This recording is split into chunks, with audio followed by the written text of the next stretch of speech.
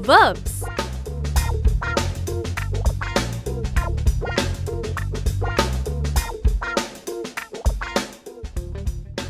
At the end of this lesson, you will be able to use the term verb for doing words, identify verbs in the given sentences.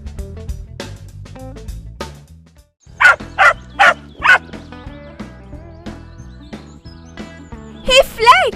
This is such a cute puppy! Whose is it? He's mine, Zizi. He's my new pet. Oh look how he jumps all around me! What have you named him, Fleck? I'm going to call him Jumper. That's perfect for him! Let's give him something to eat. Oh, look at him run! He must be really hungry. And look at his wagging tail. Oh my! I've never seen a dog eat this fast before. Zizi and Fleck are busy with their new pet. Let's look at some of the things Jumper's been up to. The puppy jumps around. The puppy runs about. The puppy eats fast. The puppy wags his tail. In the above sentences, the words jumps, runs, eats and wags tell us what the puppy is doing.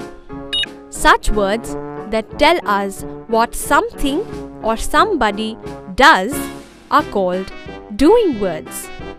Such doing words are called verbs. A verb is an action word. It denotes a certain action done by the subject. Read the following sentence. The puppy runs to the bowl. In this sentence, the word runs is the verb as it tells us about the action done by the puppy.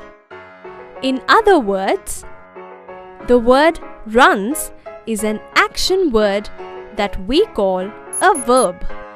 The puppy is the subject. Now, let's look at this sentence.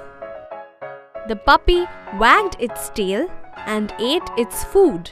In this sentence, the words wagged and ate are action words that denote the action of wagging and eating. So, they are called verbs.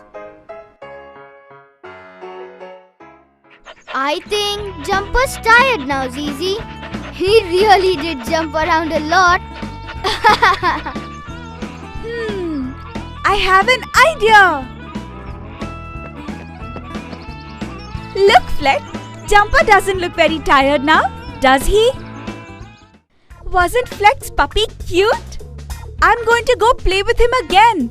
So let's quickly revise all the points we have learned in this lesson. Verbs. Doing words that tell us what something or somebody does are called verbs.